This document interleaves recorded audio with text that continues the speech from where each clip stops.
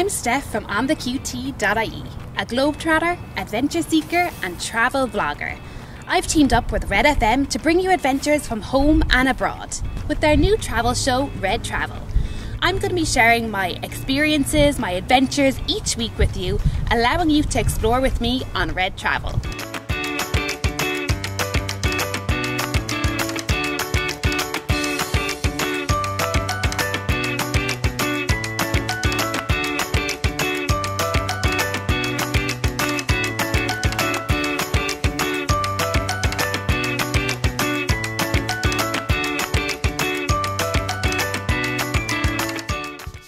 This week we're very excited to share with you our first ever episode here on RedTravel. First of all, we're heading to Ballyhass Lakes where I'm going to meet Eoin, who's going to teach me how to wakeboard. Let's just say he's going to have his work cut out for him. We're then heading to meet Aisling in the Donkey Sanctuary and all our new friends before heading to Longueville House to go on an orchard tour with William, and of course we're going to taste their famous apple cider. In the second half of the show, we're going to be saying bonjour to the south of France. We're flying into Perpignan and heading down to Collioure for a few days. So we're going to bring you on that adventure with us. So welcome to RedTravel.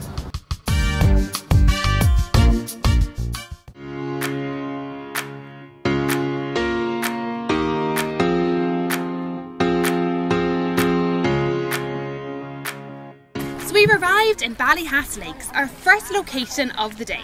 We're about to go meet Eoin now, who has packed in as much adventure as possible into our morning here. So let's go meet him. So hi Eoin. Stephanie, how are you doing? You're very welcome. Thanks a million. So you have a full morning of adventure planned for us. To start off the day, we're going to do wakeboarding, what you see behind us here, which is it's kind of like water skiing. It's traditionally done behind a boat, but we got these overhead cable systems. Okay. So we're going to get you onto that. I'll be taking you down. I'll be giving you a beginner lesson. Hopefully we get you up and standing, moving on the water. Okay. That's the first challenge. Well, I have water skied and I failed. Okay, no worries. And I wouldn't be the strongest, so you might have a bit of a challenge. That's okay. We'll take it nice and slowly, take it step by step, and we'll go from there. It'll be no trouble, but it's unbelievable fun. And you have a new aqua park as well? Yeah, so we got a big kind of like an inflatable wipeout style kind of aqua park with over 10 different features, climbing walls, balance logs, blast bags, big 3-4 meter slides. So the big question is, will I get around it without falling in? Let's get you on there first, eh? And, that's a no, so that's that question when you get back out. So we're going to try the wakeboarding and we're going to try the aqua park. Yeah, and then at the end we might give you another little bit of surprise, but we'll get back into that later, and just to finish off the day on a high note. Okay, so we get on the water? Yeah, let's do it. After watching some tutorials, Easy. She makes it look easier anyway. And a little practice on land. Pull. This way. Yeah. Yeah. And there you go. But that's where you want. See where you are now, and see the way you're balanced. Yeah. That's the point you're looking for. Arms straight. It was time to hit the water. From this position is now bring our heels underneath us, okay? So rather than have the board acting as a bulldozer, we want to be on top of the board and it's acting like a wing underneath us. All wakeboarding sessions at Ballyhass Lakes are coached one-on-one. Already we're doing it, you're trying to turn the board and almost feels better that way now. I think I did it by accident. That's cool, but like that's into the wakeboarding position, that's what we're looking for. A beginner session for adults costs just €25 per person and €15 for under 18s.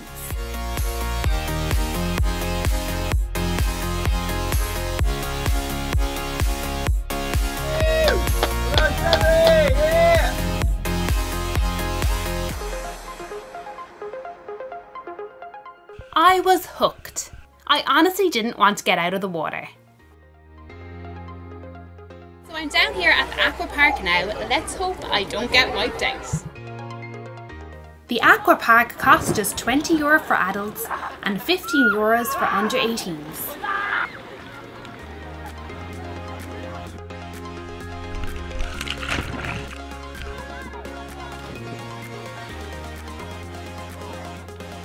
So I've mastered the wakeboarding thanks to you, and I have tried the aqua park. So what's the last surprise? I think you might have just seen it zip past behind us here. There are two big zip lines that go right the way over the lake. One on the way over, one on the way back. So I said we want to finish on a high note. Well, that's definitely a high note. Too much higher than this here. 1, 2, 3.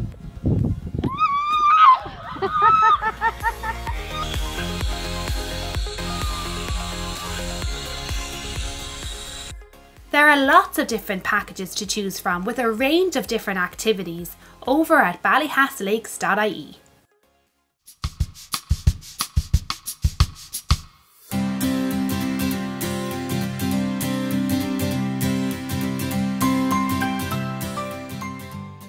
So we're here in the Donkey Sanctuary in Liscarroll, which is home to over 1,800 donkeys, many of which have been abandoned and rescued.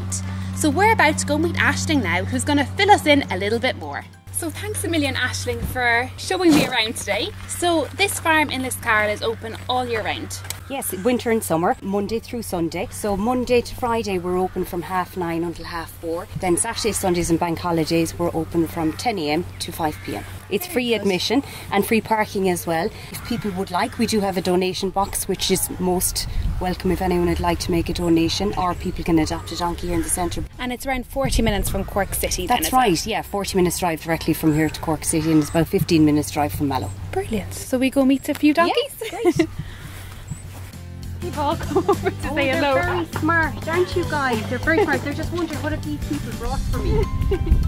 So, Aisling, we're here with Julianne. Julianne. So, what's the background of Julianne's story? Julianne's mother actually came to the sanctuary.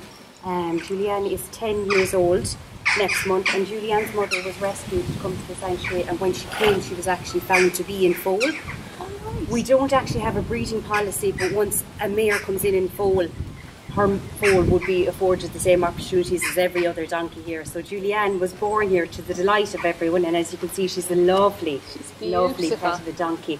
So she's now one of our adoption donkeys here at the sanctuary, who can be adopted through the Visitor Information Centre or online at our website for €25 a year. Brilliant. So you can adopt the donkey and come and visit us anytime, yeah, and you'll get a personalised pack as well.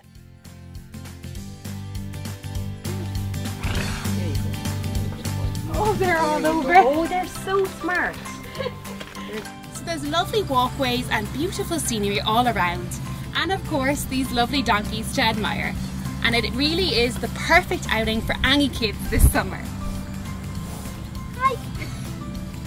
So now it's time to head on to Longueville House to our next location. For more information or to adopt one of these beautiful donkeys, go to thedonkeysanctuary.ie.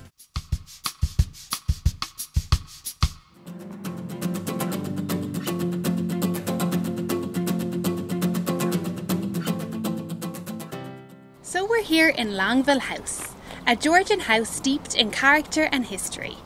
We're about to go meet William now, who's going to take us on a tour of the orchards, the distillery, and of course we're going to taste their famous apple cider. So let's go. So William, thanks a million for meeting us today. So firstly, will you tell us a little bit about the house here behind us? Well, the house was built in 1720 by the Longville family. My grandfather bought it in 1938, the house, and then in 1967 my father and my mother, they opened it as a small country house hotel. Then my wife and myself came in here 30 years ago, and we continued on the tradition. My dad was very interested in wine, and he started experimenting growing grapes himself, and he was the first person in Ireland to make white wine. But because of the climate, he could only make it 1 out of every 10 years. So he moved over to apples with the intention of making an apple brandy. In order to make that, you have to grow the apples, crush and press them, and ferment the juice. When you ferment the juice, you get cider. So when he passed away, it was a case of either cut down the trees or carry on the tradition. I didn't know a lot about it, but I've learned a lot since. Learned as you've gone. Yeah. So we're going to have a look at how you do this and how you make the cider. So we're going to head up to the orchards now and have a look. Okay. The apples will fall onto the ground in October.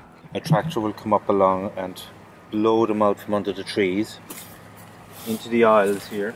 Once you're in the aisle, a machine comes along and picks them up. And in the crush house then they're crushed and they're pressed and the juice extracted. And whatever the indigenous yeast is on the apple skins, that'll ferment the juice, yeah. And it'll turn the sugars into alcohol. So you end up with cider of about 6-7%. Just before bottling we add some sweet apple juice, and then when it's bottled it's pasteurized. And do you do tours here for people as well? We do a harvest lunch once a year.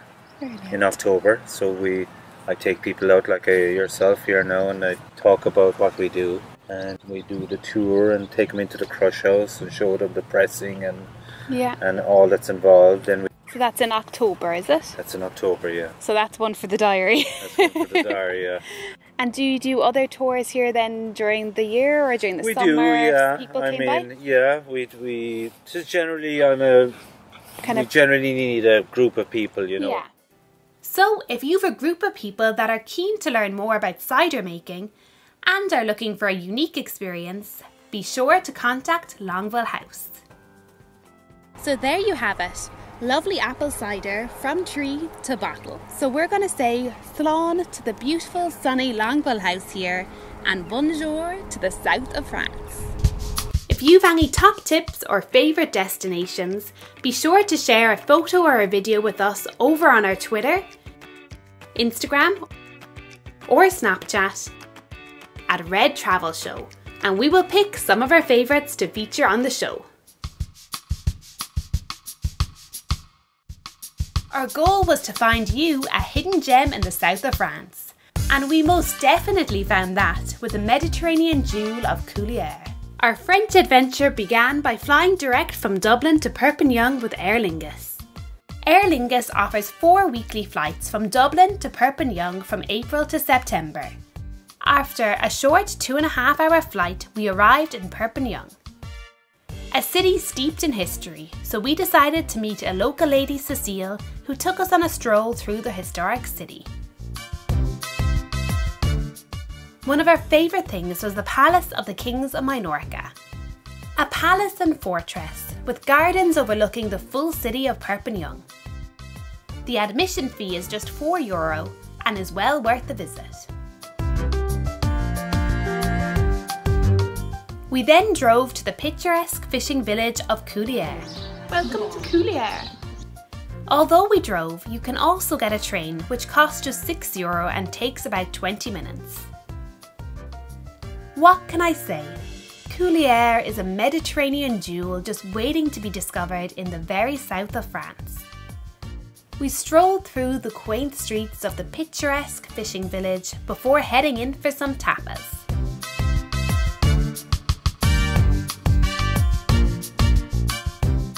We got our first taste of the traditional dish of anchovies, a must during your visit. One of our top tips for you while you visit Collioure is to be sure to head out on the water. We hit the water with Kayak Mare for a beginner kayaking lesson. An hour and a half on the water costs just €20 per person, or a half day with an underwater exploration costs just €30 per person.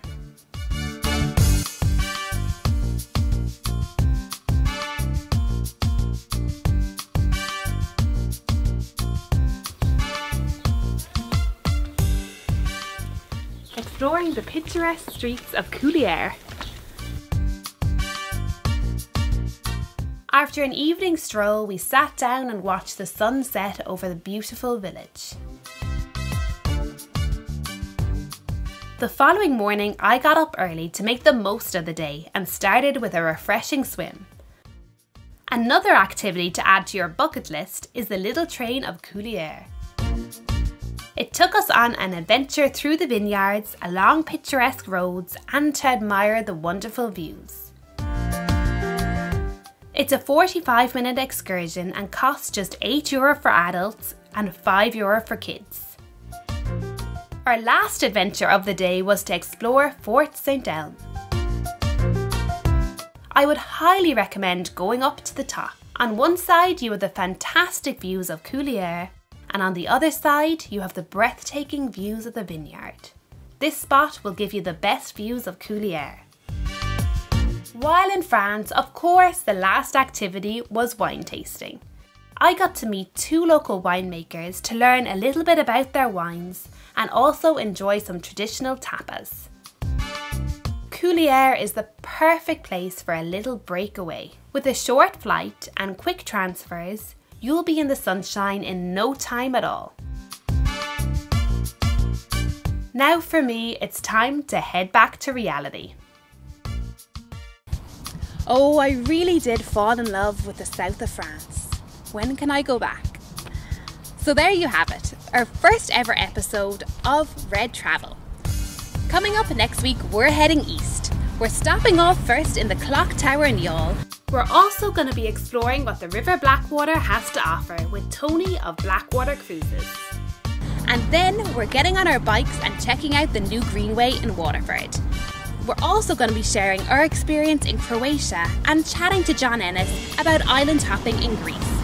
So be sure to tune in next week. Get peace of mind with low-cost AIG travel insurance plus 10% discount online.